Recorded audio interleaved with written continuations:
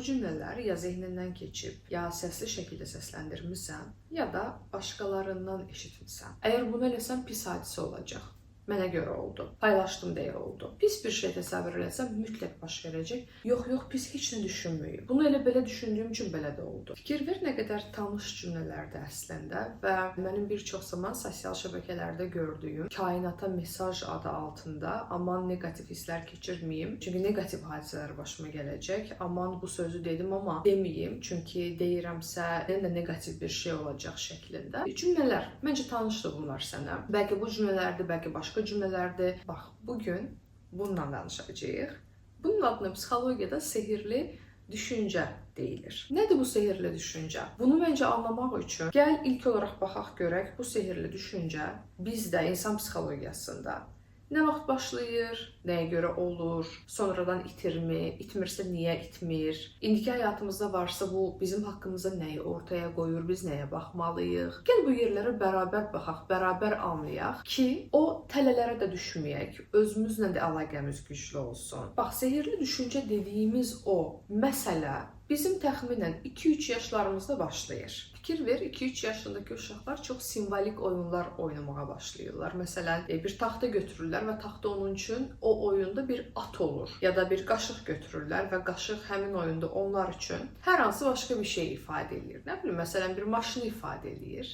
Bunlar simvolik oyunlardır. Yəni, uşaq 2-3 yaşlarından etibarən dünyanı anlamağa başlayır. Amma təbii ki, birdən-birə dünyanı anlamır. Bu yaşdakı uşaqlar dünyaya sadəcə və sadəcə öz baxış bucaqlarından baxa bilirlər. Yəni, belə düşünürlər, sanki dünyada sadəcə və sadəcə onlar var, onların baxış bucaqları var, onların duyğuları ya da düşüncələri var. Təbii ki, bunu bu şəkildə anlamırlar, amma yəni mən demək, sadəcə özlərinin var olduğunu düşünmək. Belə bir mərhələdə oluruq və sən də bu mərhələdən keçmisən, sənin uşağın da bu mərhələdən keçib ya da keçəcək. Uşaq zehni dünyanı belə bir yerdən qavrayır, amma sonra nə baş verir bu fazanı keçən uşaqlara, bizlərə? Zehnimiz inkişaf eləyir, beynimiz inkişaf eləyir, emosional cəhətdən inkişaf eləyirik və həyatda başqa insanların da var olduğunu, onların istəklərinin, duyğularının, düşüncələrinin var olduqlarını, yəni bunu görə bilirik. Və bunu gördüyümüzdə anlayırıq, yəni biz dünyadakı tək insan deyilik və nəsə baş verəndə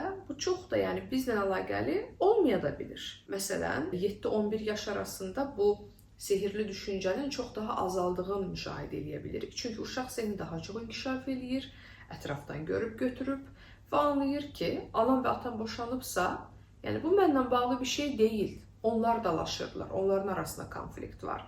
Ya da mən filan şeyi bu cür düşündüm deyə bu olmadı. Həqiqətən də bu onsuz da olacaqdı. Mən də belə düşünürdüm. Bəlkə başqa insan başqa cür düşünürmüş. Artıq 9-11 yaşındakı uşaqlar bunu çox daha yaxşı dərk eləyə bilirlər. Yəni, uzun sözün qısası, uşaqlar yavaş-yavaş anlayır ki, bizlər yavaş-yavaş anlayırıq ki, düşüncələr reallıq deyil. Və biz bu fazanı geridə qoya bilirik. O halda ki, özümüzü güvəndə hiss edirik. Yəni, rahatıq, güvəndəyik, başa düşürük ki, çöl var, çöl dünya var, iç dünya var və mənim iç dünyada birinə əsəbləşmişəmsə və o gedib qəza keçiribsə, yəni bu mənlə bağlı bir şey deyil. O qəza keçirib, bəli, mən də ona əsəbləşmişəm, amma bunlar əlaqəli bir yerlər deyil. Çünki biri mənlə baş verir, mənim daxilimdə baş verir, mənim duyğu və düşüncəmdir. Digəri kənar dünyada baş verir və o insan gedib qəza edib, yəni onunla bağlı bir şeydir. Bəlkə o insan mənim ona qəzəbli olduğumu belə bilmir. Və burada baş verən odur ki, biz o fazanı, o keçdiyimiz fazanı, mən buna inkişaf fazası deyə bilərəm, bəzən geridə qoya bilmirik. Niyə? Çünki özümüzü çox təhlükədə hiss edirik. Kənar dünya bizə çox təhlükəli gəlir, hər şeyi kontrol etmək ehtiyacı hiss edirik və avtomatik olaraq bilirsən nə baş verir? Mən bir insan olaraq, bəlkə bir yetişkin olaraq qəbul edə bilmirəm ki, çöldəki hadisələr mənim kontrolumda deyil, ya da anlamıram ki, çöldəki hadisələr nə qədəri ilə mənim kontrolumdadır? Bizim zehnimiz təbiət etibarilə o qədər təhlükəsizliyə ehtiyac duyur ki, avtomatik olaraq özümüzü təhlükədə hiss elədiyimiz zaman və zehnimiz təbii ki bunu anlamadığı zaman, bir uşaq da anlamaz onsuz da, nə baş verir? Bizim zehnimiz bunu götürmür. İnkar edir, ignor edir, uzaqlaşdırır, bastırır. Yəni bir şeyləri anlamamaq bizə o qədər ağır gəlir ki, sehirli düşüncə ilə sanki anlayırıqmış kimi özümüzü aparırıq. Məsələn, anam, atam boşanıb, yəni mənə görə oldu. Mən belə düşündüm, ona görə oldu. Mənim atam evdə çox dalaşırdı, mən onu istəmirdim, axır ki çıxdı, getdi. Mən onu istəmədiyimə görə oldu.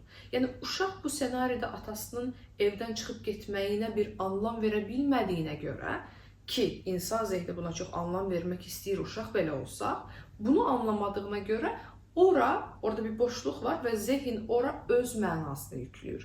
Mənə görə oldu. Təbii ki, bu doğru deyil. Amma uşaq bu şəkildə anlayır və o anladığı ona yetir. Sonra nə baş verir? Biz alırıq onu və hətta o çox böyük travmalara çevrilə bilir. Məsələn, digər insanların hərəkətlərinə görə məsuliyyət hiss eləmək və biz bunu sonra çox böyüyəndə, artıq yetişkin olanda insan terapiyada işləyirik məsələn. Günahkarlıq hissi ilə işləyirik, atam mənə görə evdən getdi deyir adam, amma baxırıq ki, ona görə evdən getməyib, bunu onunla danışırıq. Onsuz da insan belə bir hadisəyə məruz qaldığında çox ağır olduğuna görə zehni inkişafı da o hadisədə bir kəsintiyə məruz qalır.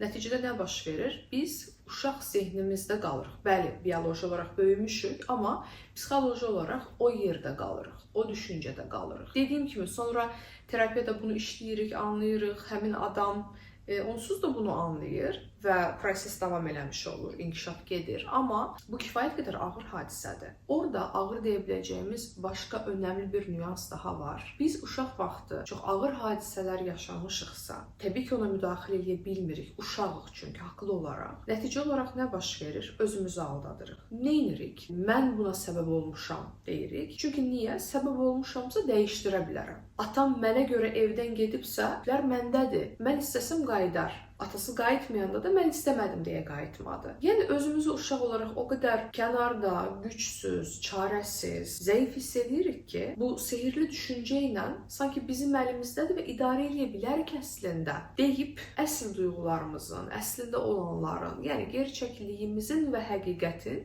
önünə keçirik. Çünki o hadisəni sadəcə və sadəcə bu şəkildə daşıya bilirik.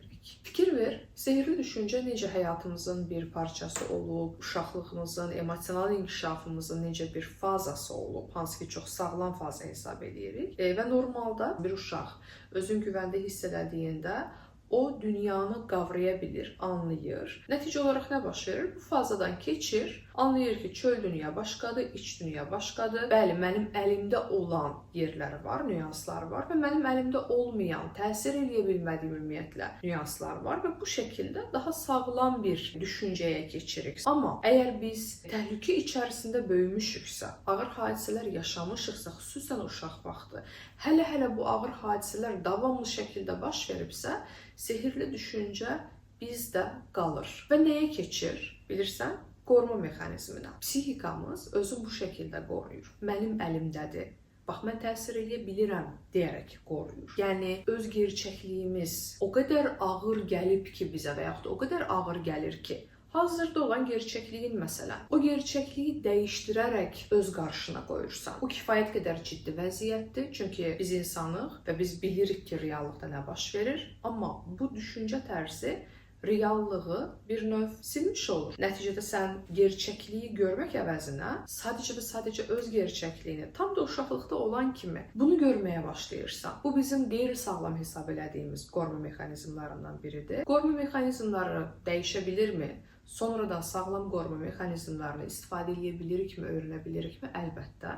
Hətta bunun üçün hansı qoruma mexanizmlarından istifadə edirsən, bunu günlük həyatında harda görürsən, amma ən əsası bunu necə dəyişdirəsən, necə sağlam qoruma mexanizminə keçəsən ki, orada real dünyanı dəyişdirmədən hər şeyi olduğu kimi anlaya və yaxud da qəbul edə bilirsən. Bunun haqqında bir proqram hazırlamışam. Əgər bundan məlumatın yoxdursa, şərh bölməsinə yerləşdirəcəm. Qoruma mexanizmları proqramını həmin linkdən və yaxud da nömrədən əldə edə bilərsən. Hissəli şəkildə ödəmə var, tam şəkildə ödəmə var və necə istəyirsənsə bunu eləyə bilərsən. Amma proqram haqqında məlumat üçün də burada bir yerlərdə playlist yerləşdirirəm. Orada qoruma mexanizmları proqramı haqqında olan bir çox sualını cavablamışam. Əgər hər hansı sualın var və cavablanmayıb, bunu yaz WhatsApp-a və orada cavablayacağıq. Bu arada bu qoruma mexanizmləri haqqında ola bilsin ki, zehnində suallar var, proqram necədir, içində nə var, neçə müddət davam eləyir, necə işləməliyəm və s. və ilaxır şəklində onların hamısını burada bir yerə link yerləşdirirəm.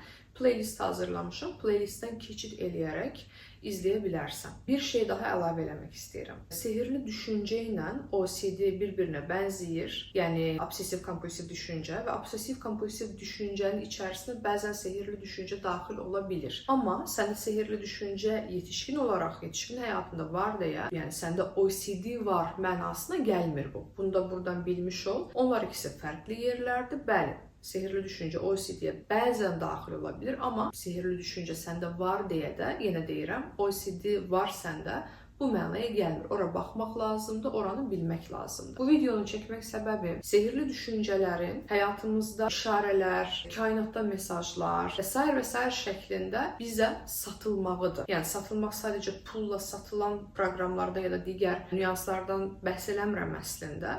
Məsələn, Instagramda qarşına bir reel çıxa bilər və həmin reeldə bunun haqqında danışa bilərlər və sənə deyə bilərlər ki, bax, yəni bunu düşünürsən, çünki sənə görə oldu və sən haqlısan burada və s. və ilaxır. Bu söhbətlərə qarşı duyarlı ol, o mənada ki, sənin orada bir fərqindəliyin olsun, reallığı inkar eləyəcək qoruma mexanizmin istifadə eləyirsən, əslində bu qədər bəsitdir vəziyyət. Belə vəziyyətdə özündən soruş, nə olur da görəsən, mən reallığı olduğu kimi qəbul edə bilmirəm. Məsələn, bu videoda verdiyim misal var idi, atanın evdən getməyi və uşağın mənə görə oldu, mən onun getməyini istəyirdim, ona görə getdi deməyi. Bax gör orada hansı duyğu və düşüncəyə təmas edə bilmirsən, tolerans göstərə bilmirsən, sənin üçün çox ağırdır. Ola bilərmi ki, bu tərk olunmaq duyğusudur. Tərk olunmusan və sənə çox ağır gəlib, amma tərk olunduğunu belə dərk eləmək, yəni bunu nəinki qəbul eləmək, buna yer açmaq, amma bunu anlamaq ola bilərmi ki, çox çətindir. Və yaxud da ola bilərmi ki, tərk olunduğuna görə özünü çox yalnız və gücsüz hiss eləyirsən və bu duyğulara yer açmaq mümkün belə olmur, çünki çox ağırdır. Bunu mən bilmirəm. Bunu bu arada özümdən görüşürəm yönləndirməsi ilə çox açıq bir şəkildə işləyə bilərsən, tapa bilərsən və işləyə bilərsən prosesdə. Onu da şərhdə yerləşdirərəm. Varsa səndə çox güman ki, var deyə düşünürəm. Oradan bax.